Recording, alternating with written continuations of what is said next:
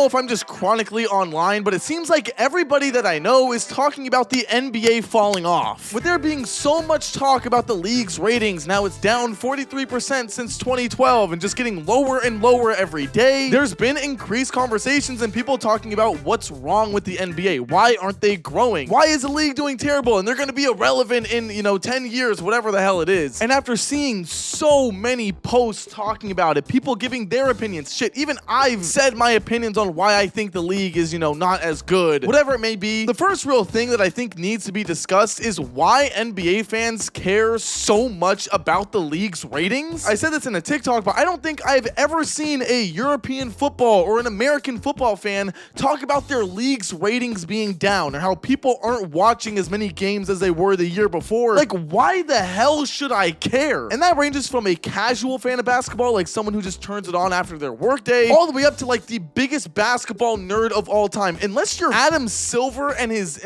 team around him at the NBA, why would I care about the viewership numbers? I think it should also be mentioned that the NBA is one of the most viewed sports to this day. The highlights are seen all over social media. Everyone does still talk about the league. It's not like it's becoming completely irrelevant and no one is talking about it. The one thing that is going down is the ratings, and there's a reason for that. The NBA, to be completely honest, has just become too expensive to watch. I've talked about this a ton, and we're gonna get into like the other ways that people watch the sport. But for me, I have to have YouTube TV to watch the nationally televised games on TNT, ESPN, ABC, whatever it is, right? That is for the nationally televised games alongside my local market. Because I'm a Sacramento Kings fan and I just so happen to live in Sacramento, that team is specifically on local broadcasting YouTube TV. It's only gonna be on there. But then to watch any other team in the NBA, you need to buy the NBA League Pass. Now for me, I bought the NBA 2K like deluxe edition so I could get it, but I still have ads, which kind of sucks. So if you combine the totals of both of those to be able to watch basketball just straight up anywhere you are,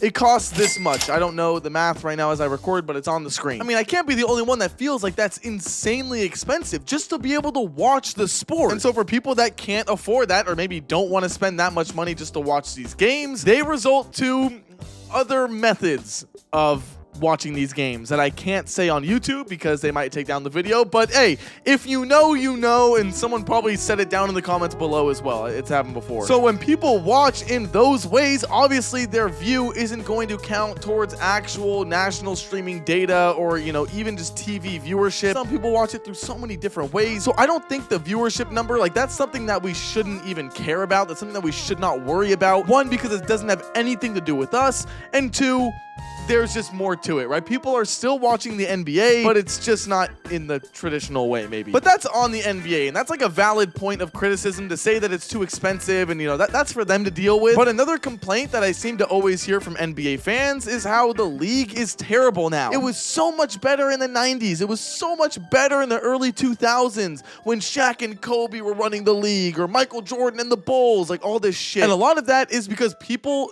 don't like the three-point line or how many threes are being taken. They don't like the load management and injuries, and then they don't like the foul baiting, the referees, the officials. I'll say right now, I have had these complaints before. I have said many a times that I don't like all three of these things besides the threes. I never really cared about that. And my kind of response to this is, one, if you don't enjoy it, don't fucking watch. No one is asking you to watch the Chicago Bulls and Charlotte Hornets game when they're both terrible teams, so no one wants to hear you complain about how they missed a ton of threes in that game. It's also one of those things where the game just evolves. If you want to watch mid-range players, watch the Sacramento Kings. And it's also been like this for a very long time, but that's besides the point. If you complain about threes, just don't watch it. You don't like where the sport's gone, okay, whatever. Load management, I understand that that's been a huge problem for some time. I personally feel like it's kind of gone away a little bit. Like, I'd say the most recent thing is LeBron James sitting out for some time, but he does have an injury. Like, I wouldn't say it's that drastic of a problem as it was before, especially with the NBA kind of diving more into these things and going over the issues. I think it's gotten a lot better. And then finally, the third one is the officials. There's too much foul baiting, and they just don't let them play anymore. It's always the free throws. Oh my God. Oh my God. Okay, if today's NBA is too slow for you, I would like for you to go back and watch a game from the early 2000s. The entire game. Don't look at your phone.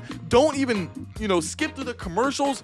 Go through the entire game. You will want to shoot yourself in the fucking head. I don't think a lot of people really remember what that was like. Obviously, I don't, because I'm too damn young. I was, growing up during those times. But going back and watching those games, you realize how slow it was. So when people complain about the speed of today's game, you don't even know what you're talking about. Not to mention, when the officials do let them play, and when they do play physical, and there's a lot of, what should be fouls or whatever, everyone then complains that players are getting injured. And everyone complains that the game, they're too physical. It's a dog fight out there. They're not even playing basketball. They're just hitting each other.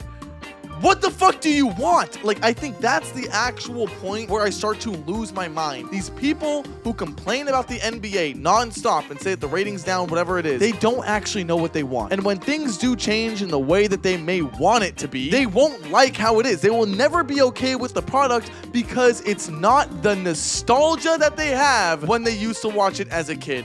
And that is the biggest thing that is ruining people's viewing experience for the NBA. It's your nostalgia. I actually made a tweet about this yesterday where SGA and the OKC Thunder were doing their post-game interview and they were all happy and talking to each other and laughing. Something that is so much fun to watch as a viewer, in my opinion. I love seeing this. Seeing a team so connected and everyone together, like, this is one of the most fun parts of the league. And everyone's just calling it corny. Corny this, corny that. Shea is so corny. Bro, oh my God. Do you know how miserable you sound? In my tweet, I said that if Kobe and the Lakers did this in the early 2000s, y'all would be looking at it saying that it's aura. Oh my God, he had so much aura. But because it's in current day 2024, this is corny. This is one of the things that frustrates me the most because, like, you could go back to Allen Iverson and his mom doing his braids on the bench. And if that happened today, people wouldn't be saying, this shit's hard, bro. This shit's aura.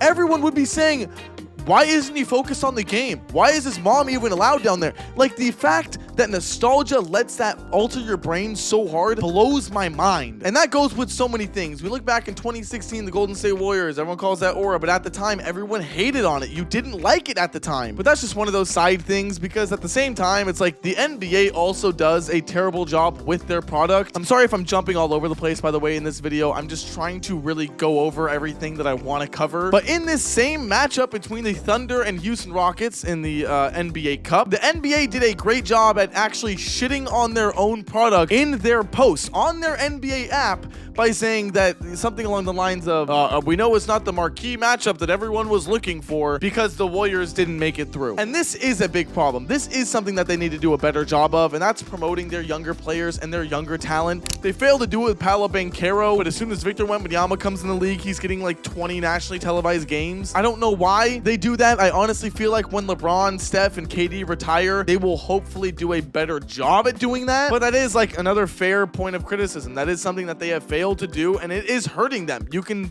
kind of tell. And of course, alongside that same Houston Rockets talk, of them being one of the more fun and up-and-coming teams in the league, Charles Barkley even said on national TV that they don't know how to play basketball. They don't have any idea how to play basketball. And what he said after that was like very valid and understandable criticism, but to drag them down in that way and not, kind of lift them up and talk about how fun they are, even though they do struggle from some other things and they can't really play, as a championship caliber team yet, that's fine. But like the way that comes off, you see what I mean? Like that's just negative. That's just tearing down the own product. And that's just a bad look from media in general. We always see media tearing down these players, not giving them any credit, saying that they're shit. I think Giannis did a really good job talking about it recently on the Thanalysis podcast. Like today, Vegas, baby, the Bucks are rolling. They're going to Vegas. Blackjack, wow. And the day you lose, they suck.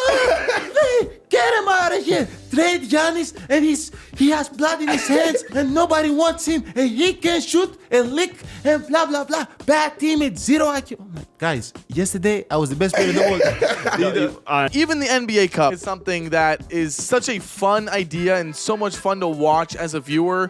Throughout the entire knockout stage and everything like that. It's been great. It's been so much fun. But people still continue to hate it and just tear it down for no reason. This is such a pointless cup. Why do they even do this?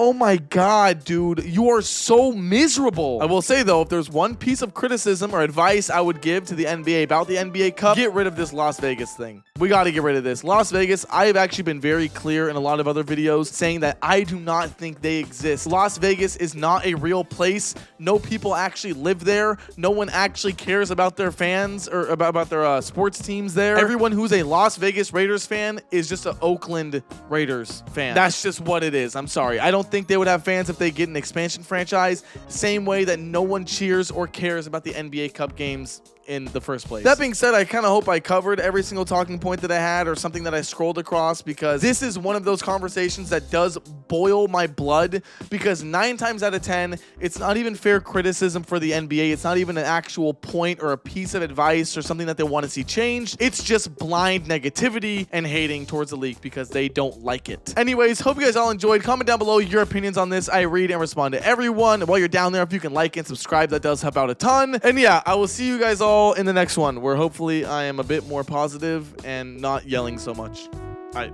later.